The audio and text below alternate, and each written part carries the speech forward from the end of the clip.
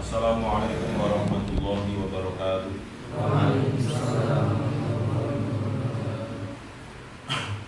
A'udzu billahi minasyaitonir rajim. Bismillahirrahmanirrahim. Ila hadrati Rasulillah Muhammadin sallallahu alaihi wasallam. Summa khususan ila musannif al-kitab wa ila masyayikhina wa asatidina wa muallimina wa liwalidina lahum al-Fatihah. A'udzu billahi minasyaitonir rajim. Bismillahirrahmanirrahim. Alhamdulillahi rabbil alamin. Ar-Rahmanir Rahim. Maliki yaumiddin. Iyyaka na'budu wa iyyaka nasta'in. Ihdinas siratal mustaqim. Siratal ladzina an'amta 'alaihim ghairil maghdubi 'alaihim waladdallin. Amin. Akan dibaca bersama kalimatnya dulu. 1, 2, 3. Bismillahirrahmanirrahim. Yaqulu raji'a fi rabbi sami'i Muhammadul Jazari Syafi'i. Alhamdulillahi wa sallallahu ala nabiyhi wa mustafahu Muhammadin wa alihi wa sahbihi wa muqri'il Qur'ani ma muhibbihi wa ba'du inna hadihi muqaddimah fima ala qari'ihi ayyalama iwajibun alaihimu muhatamu qabla syuru'i awalan ayyalamu makharijal hurufi wasifati liyantiku bi afsahil lughati muharirin tanwidi wal mawaqifi wa malladhi rusima fil masahifi min kulli maqtu'i wa mausulin biha wa ta'ikun salam takun tukab biha makharijul hurufi sab'ata asyar ala alladhi yaftaruhu man ikhtabar fa aliful jawfu wa ukhtaha wahi hurufu madilil hawali tantahi summa li aqsal halqi hamzun ha'u summa li wasfihi fa'inun ha'u annahu ghainun kha'u hawal qafu aqsal lisani fawqu summa kafu asfalu wal wasfu fajimu shinu ya waqdadu min hafatihi idwariya al-adrasa min aisaro ayunaha walamu annaha limuntaha wanunu min tarafihi takuj'alu wa rayudari ridharin al-qalu wa ta'u wa dalu wa taminu wa min ulya sanaya wa safiru mustaqim limu wa min fawqi sanaya sufla wa ta'u wa dalu wa zalil ulya min tarafayhima wa min badi syafa fafama atrafis sanaya al-mushrifah li syafatainil wahu ba'umimu wa unnatun makhrajuhal khaysyumu li syafatainil wahu ba'umimu wa unnatun makhrajuhal khaysyumu. Bismillahirrahmanirrahim. Makharijul huruf yang terakhir atau yang nomor 5 di halaman 42 yaitu al-khaysyum. Al-khaysyum artinya adalah jalur hidung. Sebagaimana yang ada di Jazariyah tadi yang barusan kita naturkan bersama. Wa gunnatun makhrajuha al-khaysyum. Itu maksudnya adalah huruf-huruf gunnah. Gunnah itu kan berarti ada nun ditasdid dan mim ditasdid. Ya. Ada mim dan nun yang ditasdid, itu makhrajnya gunnah al-faismu, yaitu keluar dari jalur hidung. Jadi enaknya kalau kita bisa hafal jazariyah itu, ketika kita ditanya makrotnya ini, itu sudah ada di nadoman tadi, semua huruf. Contoh sebelum wabunatun tadi adalah isyafatainil wawu ba'u mi. Itu di situ sudah ada satu makhrajul huruf, yaitu dua bibir, yaitu wawu, kemudian ba dan mi. Kemudian atasnya min tarafaihima wa min batni syafa wal fa ma'at rofisana yang musyrifah. Itu masih membicarakan tentang dua bibir, cuma ada bantuan dari dua ujung gigi, ya, dua ujung gigi as-sana yas-sufla, terutama ketika huruf fa, ya, fal fa ma'at rofisana yang musyrifah. Makanya diusahakan jazariyah ini kita harus hafal mulai dari pertama sampai terakhir.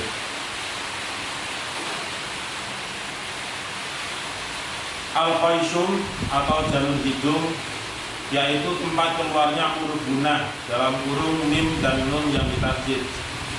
Ketika melafazkan huruf tersebut, seakan-akan hidung terasa bergetar. Jadi seakan-akan hidung itu menjadi bergetar karena pengaruh dari nun dan mim yang ditasjid. Contohnya inna a'tayna kabutautar, inna. Nah, ketika kita mengucapkan inna summa, itu ketika kita pencet hidung maka mesti akan berhenti. In sudah tidak bisa, sum dipaksa juga tidak bisa. Itu menandakan berarti betul-betul mim dan nun yang ditasjid itu keluarnya adalah dari jalur hidung. Dari sini mungkin ada yang perlu ditanyakan sebelum kita lanjut ke materi selanjutnya. Silakan.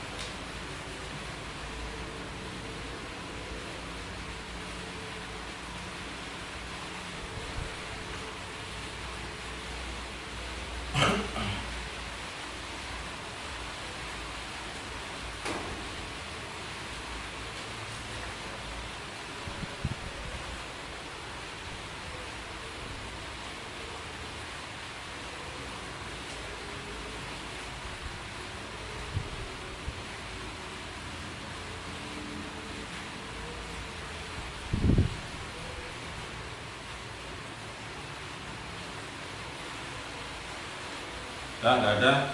Kalau nggak ada saya tambahkan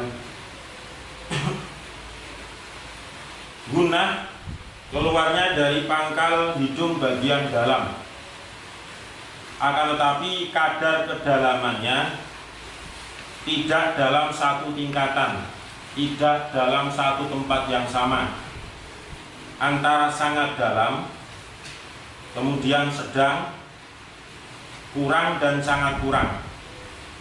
Ya, saya ulang, makhraj yang disebut dengan al-faisum tadi, mim ditasjid dan nun ditasjid, atau bacaan yang mengandung gunnah, itu kedalamannya berbeda-beda. Ada sangat dalam, sedang, kurang, dan sangat kurang. Ada 4 fase.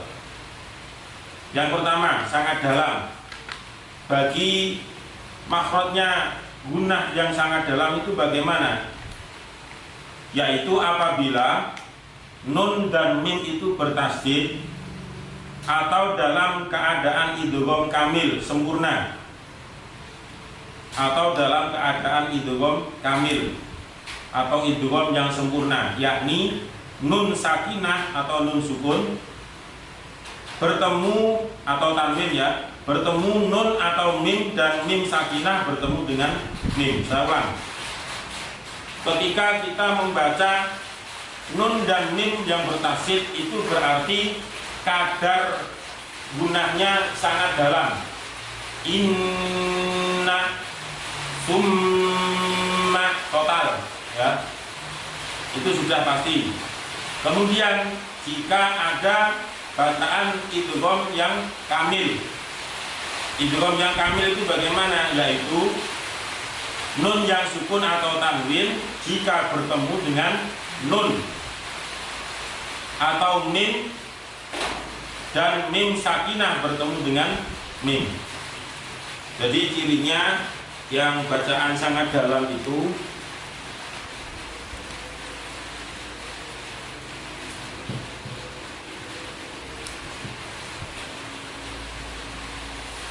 yang pertama yaitu nun atau mim yang bertasydid.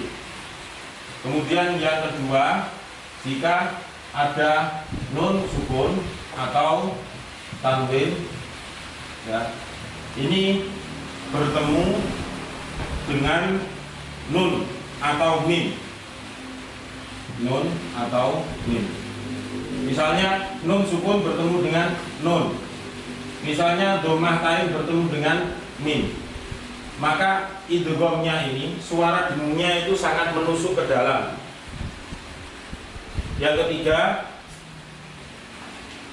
yaitu jika mim sukun bertemu dengan mim, ya, jika ada mim sukun bertemu dengan mim, maka kalau sudah memenuhi kriteria ini, bacaannya dengungnya itu harus sangat dalam. Sekarang kalau inna, summa, birabbin nas dan sebagainya, anin nabail, itu kan sudah, ya. Dan sekarang nun sukun bertemu dengan nun. Contohnya apa?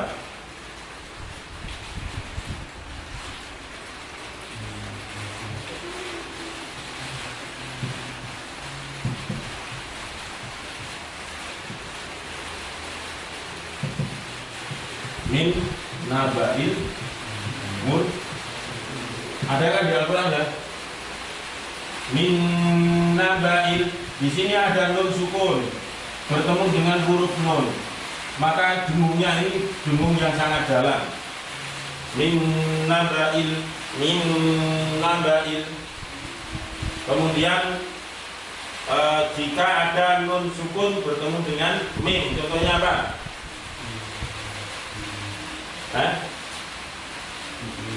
Al-Quran lo ya, Al-Quran lo ya. Jangan buat sendiri ayatnya. Ya, mimma qadina.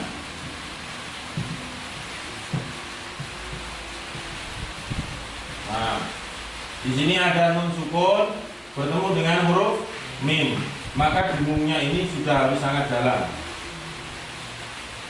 Nah, sekarang yang tanwin bertemu dengan nun atau mim, contohnya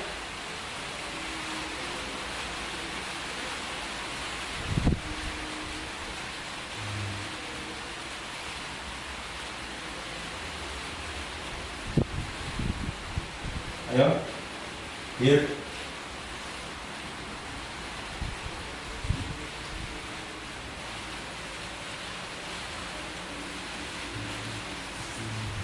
Ayo, siapa yang sudah dapat silakan. Contohnya yang tanwin bertemu dengan mim atau nun.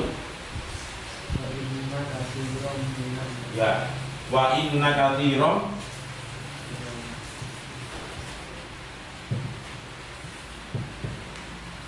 Wa inna katsiran minan nas.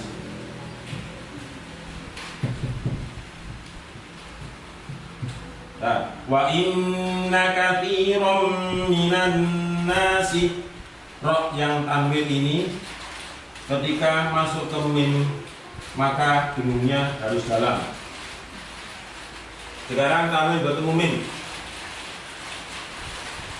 Sudah belum? Apa? Kullum minas sholihin, ya, ada di Al-Quran. Kullum minas sholihin. Nggak boleh diganti ya? Ganti anaknya nggak boleh. Harusnya mau bertanya. Kullum minas kullum, ya kan? Jadi dengungnya itu sangat dalam.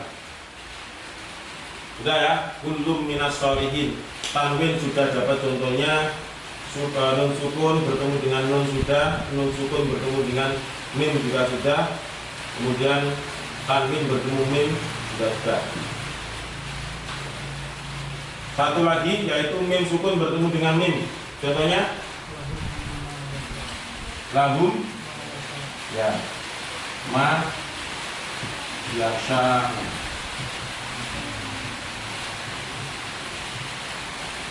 Mim sukun bertemu dengan mim, maka dengungnya harus dibaca dengan dengung yang sangat dalam. Paham ya? Nah, sekarang saya bacakan, diikuti bersama.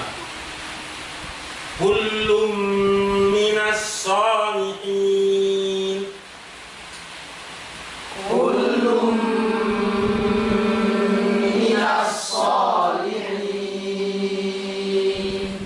Min naba'il mursalin. Min naba'il mursalin. Min mawqadina. Min mawqadina. Wa inna katsiran minan nasi.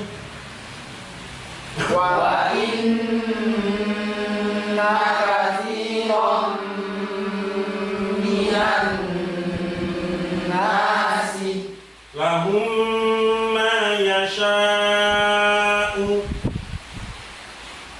lahum ma yasha'u.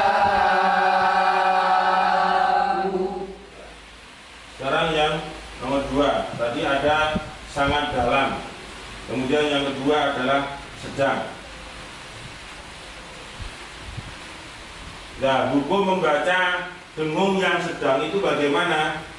Yaitu apabila ada nun sukun atau tanwin yang bertemu dalam keadaan idgham ke huruf wawu dan ya. Nun sukun atau tanwin bertemu dengan wawu atau ya. Nun sukun atau tanwin bertemu dengan huruf wawu atau ya. Maka cara membacanya gunnah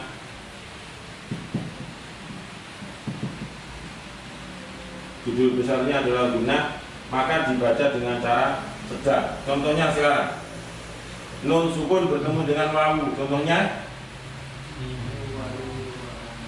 ya, miu waliyu wala nasir.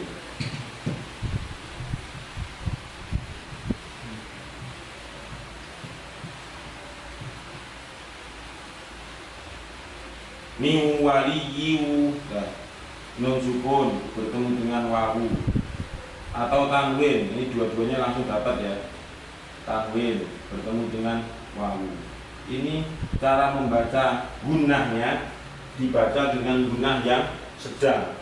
Artinya bacaan gunnah yang sedang itu tidak terlalu ke atas. Inna itu kan seakan-akan ngumpul di sini. Tapi kalau miu loh, nyebar di jalur hidung. Miu waliyyin wala nasir. Ayo.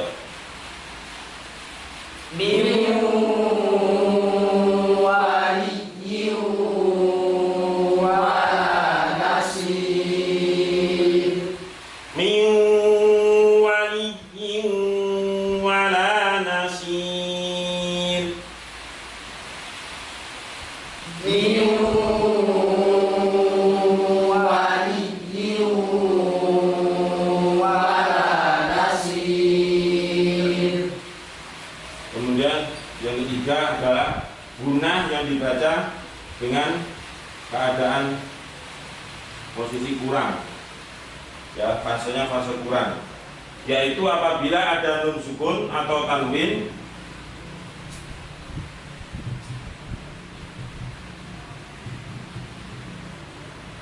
yang bertemu dalam keadaan iklab dan ikhfa, ya. Nun sukun atau tanwin yang mim sukun berarti. Ketika nun sukun atau tanwin ini kalau bacaan iklab berarti harus bertemu dengan ba. Kalau mim sukun kemudian dalam keadaan ikhfa berarti harus bertemu dengan ikhfa syafawi, berarti bertemu dengan ba, sama kan? Atau ikhfa yang nun sukun kan berbeda, berarti ini bacaan bertemu dengan sif latana kamjadai dan seterusnya. Contoh ketika nun sukun bertemu dengan ba, contohnya famay yu'min.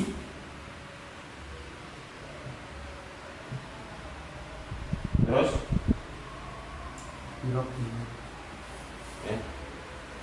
famay yu'min bi rabbih fala yakhafu ba'sa wala raqa. Iku apa sih maksud? Pokoknya ngawani tok, ngomong terus dhewe. Famay yu'min bi rabbih. Ya, yu'min. Nun sukun bertemu dengan ba. Maka di sini hukum gunahnya adalah kurang. Ya. Yu'min bi dibandingkan dengan miu itu dengungnya masih berat yang sedang. Ya, miwa dibandingkan dengan inna masih berat yang nomor 1. Jadi itu tahapan-tahapannya. Kemudian yang nomor 4 sangat kurang. Bacaan gunah yang sangat kurang itu apabila nun sukun atau tanwin dan mim yang sukun dalam keadaan idhar, dan nun atau nun dan mim dalam keadaan berharokat. Jadi ada dua pembagian. Yang pertama yaitu nun sukun atau tanwin yang bertemu dengan huruf alaq. Kalau mim sukun yang dibaca idhar itu berarti bertemunya dengan apa? Selain mim dan ba. Itu yang pertama. Kemudian yang kedua, apabila nun atau mim itu berharokat, nanimu atau manimu, ini sangat kurang. Contohnya sekarang, khalaqal insana min alaq. Nun sukun bertemu dengan ain.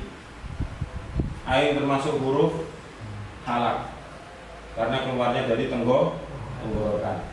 Sekarang mim sukun bertemu dengan apa yang idhar, contohnya hum wa az wa jibu.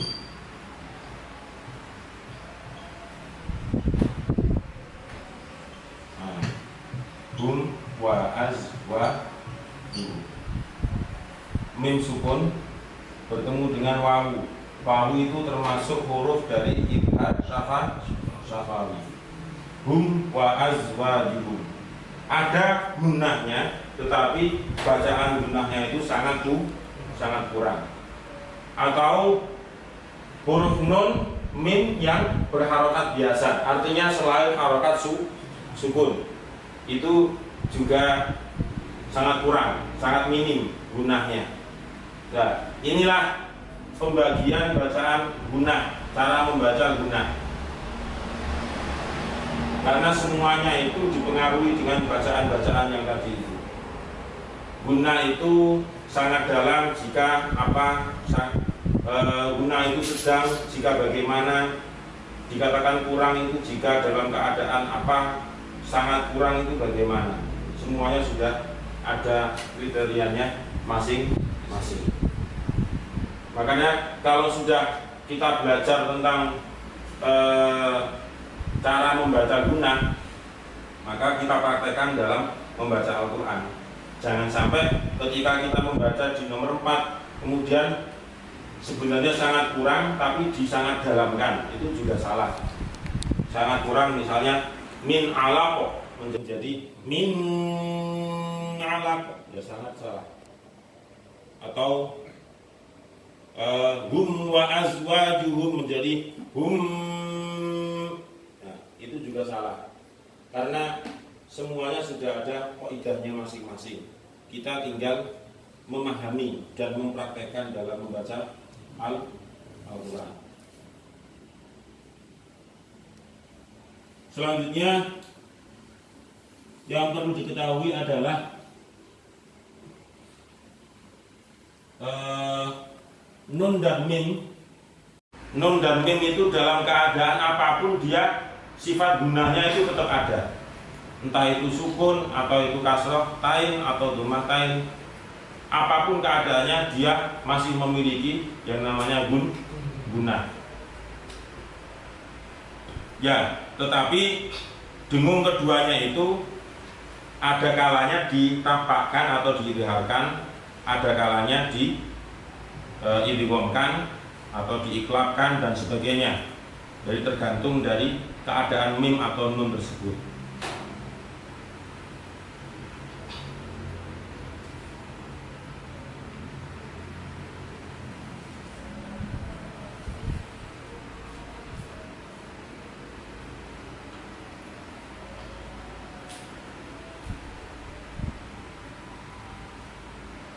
Lanjut, guna adalah salah satu sifat di antara beberapa sifat nun dan mim. Namun sifat guna itu sendiri juga memiliki salah satu di antara dua sifat, yaitu tebal dan tipis, yang dalam hal ini tidak terjadi kecuali dalam hukum ikhfa. Jadi guna itu bisa dikatakan tipis atau bisa dikatakan tebal, hanya terdapat ketika dalam keadaan bacaan ikhfa. Nah, bacaan ikhfa itu bagaimana? Contohnya ketika nun sukun bertemu dengan to, ketika dibandingkan dengan nun sukun bertemu dengan ta, itu kan sangat berbeda. Min tinin dengan man taba, itu yang tipis adalah man taba dibandingkan dengan min, nah, tebal, berat. Karena pengaruh huruf setelah nun sukun itu apa dulu gitu. Kemudian mambud itu juga tebal. Zolama min itu adalah tebal semua. Kalau mangkanayu terus faman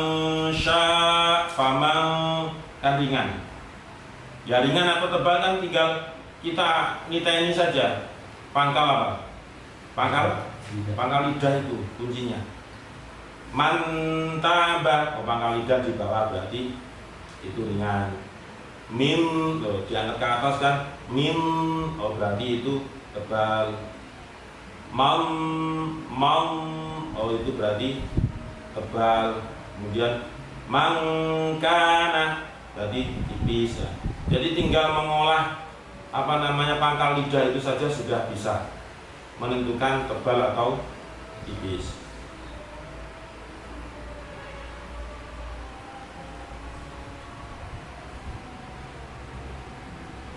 Nah, yang perlu diperhatikan ketika membaca gunah yang pertama adalah tekanan tasdid. Tekanan tasdid pada nun dan mim yang bertasdid dan pada nun sakinah atau tanwin bertemu dengan nun atau mim ataupun mim sakinah bertemu mim, jangan sampai dikurangi. Berarti itu yang nomor 1 ya. Yang nomor 1 yang sangat dalam itu jangan sampai dikurangi. Tekanan tasydid jangan setengah-setengah. Misalnya kita menghemat nafas misalnya inna, itu kan terkurangi. Tapi kalau inna beda. Summa dengan summa. Loh. Summa itu loh, apa? Sebagian masuk di jalur hidung, sebagian itu di mulut. Summa loh gitu loh. Tapi kalau summa total di jalur hidung. Inna tapi kalau diimit-imit, dihemat inna. Jadi sebagian masuk ke mulut, sebagian lagi ke jalur hidung. Itu yang nggak diperbolehkan. Harus total. Jalur hidung ya jalur hidung semuanya. Itu yang tipe nomor 1 yang sangat dalam tadi, yaitu nun tasydid atau mim nun dan mim yang bertasydid, atau nun sukun atau tanwin yang bertemu dengan nun atau mim, atau mim sukun bertemu dengan mim ya, atau mim sukun bertemu dengan mim. Yang nomor 2, kadar dengung. Ukuran masuknya dengung ke pangkal hidung maksudnya, hendaknya betul-betul disesuaikan dengan keadaan nun dan mimnya itu. Apakah nun dan mimnya itu berharokat apa, dan dia itu nantinya akan durasi atau panjang dari dengungnya itu seberapa, kemudian masuknya itu harus kuat atau sedang atau kurang, itu diperhatikan. Makanya di awal tadi sudah disampaikan ada 4 tahapan, ada 4 kriteria cara membaca guna, yang masing-masing dari keempatnya itu berbeda, posisi mimnya itu berbeda-beda. Nah, kita sebenarnya kadang itu sudah menguasai dari mim sukun bertemu dengan ba bacaan ini, nun sukun bertemu dengan mim bacaan ini, sudah tahu semuanya. Tapi ketika dikelompokkan menjadi seperti ini, kita bingung karena nggak terbiasa, karena tidak terbiasa. Tapi kalau terus dipelajari seperti ini, maka nanti lama-lama juga akan paham. Kemudian yang ketiga, ukuran panjang dengung. Ini diperhatikan, ukuran panjangnya dengung. Ukuran panjangnya dengung pada tasydid atau idgham, iqlab dan ikhfa hendaklah konsisten pada ukuran 3 harokat. Ya, saya ulang. Ukuran panjangnya dengung berarti ketika mim atau nun yang bertasydid, kemudian idgham diguna misalnya nun sukun bertemu wawu, nun sukun bertemu dengan ya. Terus iqlab berarti nun sukun bertemu dengan ba.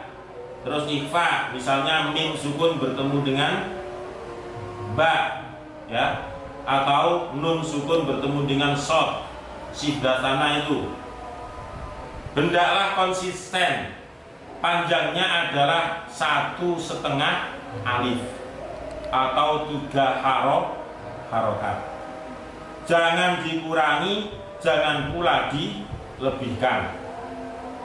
Ya, jangan dikurangi dan jangan juga dilebihkan. Mungkin ada yang bertanya, cuma nggak berani bertanya. Loh, katanya 1 alif Pak. Ini tadi kan sudah saya sampaikan, dalam keadaan apapun nun atau mim, dia dalam keadaan apapun itu sudah mengandung dengung gitu loh. Ya, dalam keadaan apapun itu dia sudah mengandung dengung. Lah ketambahan, misalnya dia bertemu dengan wawu, dia posisi bertanwin, dia sendiri istilahnya gampangannya mudahnya, dia sendiri itu sudah membawa bekal dengung itu 1 titik. Ketambahan dia bertanwin bertemu dengan wawu, dia harus apa? Dibaca 2 titik, 2 ketukan, 2 harokat. Akhirnya digabung satu, ini dua, menjadi tiga. Paham ya? Jadi miwaro dia non sukun itu, non sukun tok nggak bertemu apa-apa. Ini dia sudah membawa dengung satu. Nek bertemu dengan wawu, ya tinggal nambahi ini satu dua, digabung satu, ini dua, berarti tiga. Ya, jadi lama panjangnya bacaan yang mengandung dengung ketika mim atau nun yang bertasir, kemudian ikhfa, iklab, idgham itu adalah apa? Berapa? Ya, tiga harokat. Jadi ukurannya adalah tiga harokat, bukan satu alif saja. Itu yang perlu kita pahami, karena banyak orang yang memahami ketika nun tasjid dan mim tasjid itu lama bacaannya adalah satu alif. Yang benar adalah 1,5 alif.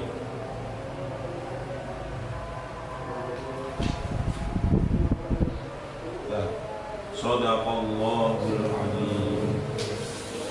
Allahumma arhamna bil Qur'an waj'alhu lana imaman wa nuran wa hudan wa rahmah. Allahumma dzakkirna minhu ma nasina wa 'allimna minhu ma jahilna warzuqna tilawatahu ana al-laili wa atrafan nahar waj'alhu lana hujjatan ya rabbal alamin. Assalamualaikum warahmatullahi wabarakatuh.